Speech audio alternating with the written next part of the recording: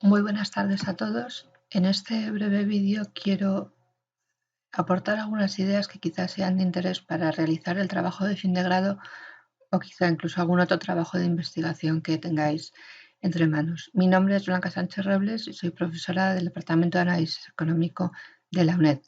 Este vídeo, que va a ser muy breve, es un resumen de un post que he colgado en mi página web y donde podéis encontrar estas ideas más desarrolladas.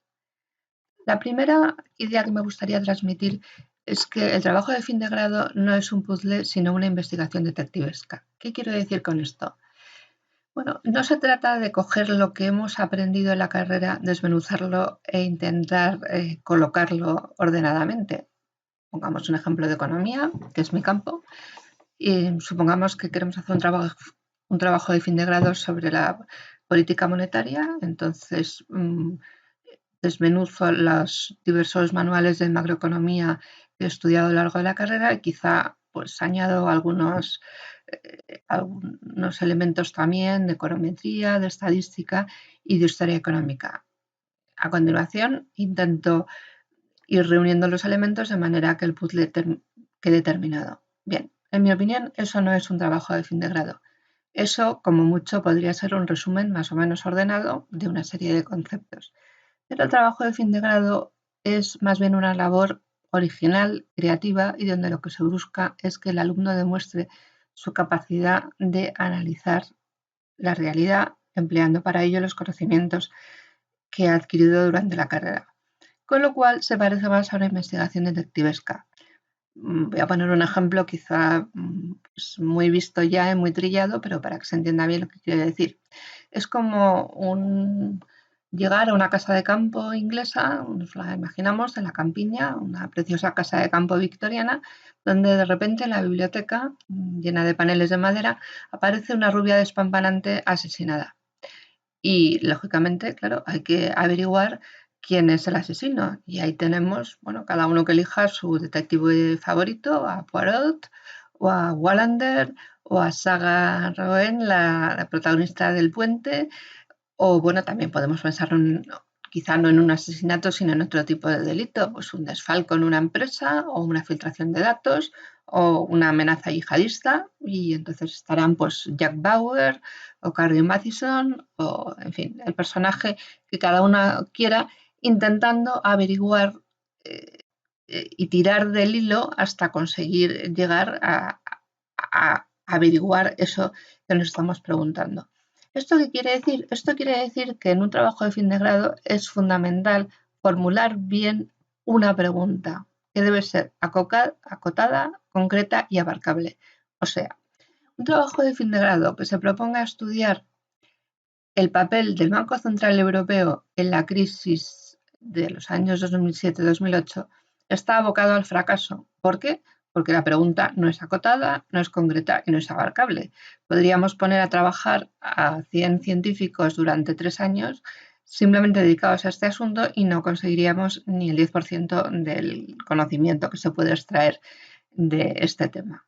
Es mucho lo que queremos abarcar y el trabajo de fin de grado tiene una duración limitada, con lo cual tendremos que delimitar nuestra pregunta mucho más y preguntarnos, por ejemplo, si el Banco Central Europeo tuvo algún papel por medio de sus políticas expansivas en la crisis inmobiliaria que sufrieron los países del sur de Europa en los años pues 2008-2010. Eso ya es más abarcable. ¿Por qué? Porque está acotado en el espacio, nos referimos a unos países, está acotado en el tiempo, nos referimos a unos años y es mucho más abarcable. Es algo que no necesito 10 años para hacer, sino que en el mes o 2 o 3 que voy a dedicar al trabajo puedo intentar responder. ¿Qué es lo siguiente que tengo que hacer? Volvamos al ejemplo de la rubia despampanante asesinada. ¿Qué haría Poirot, por ejemplo? Perdonadme que es un ejemplo quizá un poco antiguo, pero es uno de mis detectives favoritos. Bueno, pues Poirot lo que haría es obtener información del escenario del crimen. Esto, por cierto, lo hacen muy bien los del CSI. Es decir, buscaría todas las pistas posibles que ayuden a desentrañar la madeja.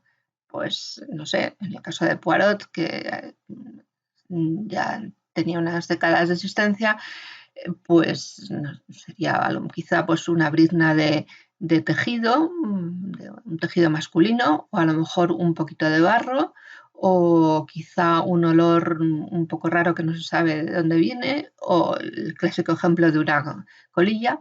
Hombre, en esta época pues a lo mejor nos referiríamos más a un resto de ADN o a un pendrive que alguien se ha dejado olvidado o a un Twitter que ha aparecido pues, no se sabe dónde. Bien, esas son las pistas de las cuales hay que partir para obtener la información.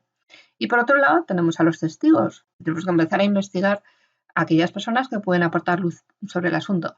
Evidentemente, hay que acotar también los testigos. No podemos interrogar a todos aquellos ciudadanos que vivan a 100 kilómetros de la casa en cuestión, porque no acabaríamos nunca. Hay que hacer una lista de testigos más o menos manejable, como mucho 10, y empezar a tomarles declaración y a preguntarles pues, a los anfitriones, a otros invitados que estaban en la casa, al mayordomo, a las doncellas, etc. Bien, ¿esto cómo se traduce al trabajo de fin de grado? Las pistas son los datos en un trabajo económico. Pues datos macroeconómicos, si se puede, hay abundante información, por ejemplo, en Eurostat, en el Fondo Monetario Internacional, en el Banco Mundial, en el INE, si nos estamos refiriendo a España. Y por otro lado, los testigos en este caso no van a ser personas vivas, sino que van a ser referencias bibliográficas. Y por cierto que mucho mejor utilizar artículos que son más modernos, más recientes y también en su forma de escribirse mucho más acotados, que recurrir a manuales que simplemente nos van a dar una visión general del tema, pero no nos van a ayudar a responder a la pregunta específica que nos estamos planteando. ¿Dónde buscamos las referencias? Bueno, pues yo creo que el recurso de casi todos los investigadores es acudir a Google Académico, Google Scholar, cualquiera de las dos versiones, y metiendo unas cuantas palabras claves podemos sacar bastantes referencias de lo que queremos estudiar. Vayamos a aquellos artículos publicados en las mejores revistas, a ser posible, y más recientes y que tengan más que ver con el tema en cuestión. Por cierto, que si encontramos un artículo que trata exactamente lo que nosotros queremos investigar, mala suerte, volvemos a la casilla cero porque ese tema ya está analizado y a no ser que encontremos una forma de efectuar alguna pequeña variación o grande sobre esa cuestión, pues tendremos que buscar otro tema porque si no, nuestro trabajo no va a cumplir el requisito de ser original. ¿Cuál es el siguiente paso? Bien, pues en las novelas de Agatha Christie lo que haría Poirot es reclinarse en un sillón, emplear su materia gris, pedir una taza de chocolate caliente y empezar a conectar los indicios obtenidos de las pistas y de las declaraciones de los testigos. Es decir, pensar y deducir. Hasta que responda a la pregunta, el asesino es John Haynes, que es un amante despechado por la rubia y que entró en la casa con la complicidad de la segunda doceña, que ese día había cambiado su turno para poder estar en casa y abrir la puerta al malvado criminal. Bueno, pues nosotros debemos hacer algo parecido, debemos analizar la información de que disponemos, los datos, la bibliografía, pero quedándonos con los datos y bibliografía relevantes, claro, no hace falta explicar o aportar datos del PIB de todos los países del mundo mundial si lo que estamos respondiendo es a la burbuja inmobiliaria en 3 países de la zona euro. Ni tampoco hace falta citar 100 papers en un trabajo que tiene una extensión limitada, con lo cual tendremos que realizar también una tarea de acotación de aquel material de background que vamos a utilizar para efectuar el trabajo. Y una vez que tengamos más o menos clara la respuesta a la pregunta, habrá que empezar a escribir apoyándose en los indicios, porque no solo tenemos que responder a la pregunta, sino que tenemos que convencer al juez para que el juez procese al criminal. Es decir, tenemos que establecer unos argumentos que se fundamenten en unas sólidas evidencias que apunten a que es John Hyde y no otro el que ha cometido el asesinato de la rubia despamparante. Es decir, tenemos que ir escribiendo apoyándonos en los indicios y haciendo referencia a la tabla 1, donde se ve la evolución del PIB en Portugal, a la tabla 2, donde se ve la evolución del tipo de interés del Banco Central Europeo, y a la tabla 3, donde se ve la evolución de los precios de la vivienda en España, pues por poner un ejemplo.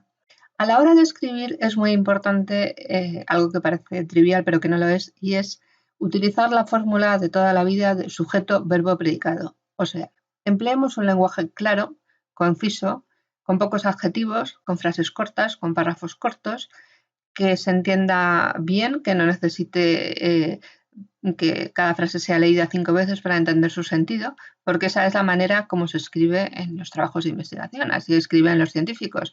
No estamos en un concurso de poesía, no estamos en unos fuegos florales, no estamos presentándonos al Premio Planeta de Literatura, con lo cual sobra la prosopopeya y las figuras estilísticas que embellezcan el texto. No, estamos concisamente respondiendo a una pregunta de un modo científico, con rigor, por lo tanto, hay que escribir lo justo y necesario y ni una palabra más de lo que sea imprescindible para entender el hilo de nuestro razonamiento.